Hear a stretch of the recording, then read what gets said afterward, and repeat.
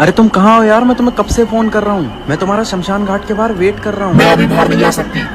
मैं रात के 3 बजे भटकना स्टार्ट करती हूँ। ठीक है, मैं तुम्हारा 3 बजे तक बाहर ही वेट करूंगा।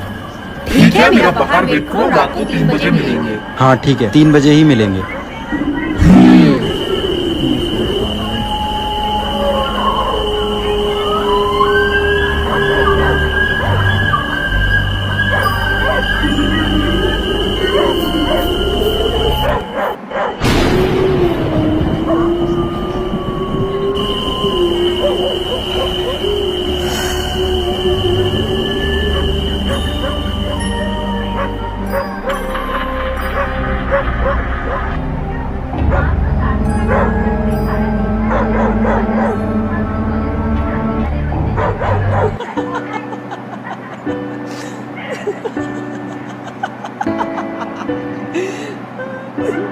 नेक्स्ट पार्ट देखना तो कमेंट में बताओ।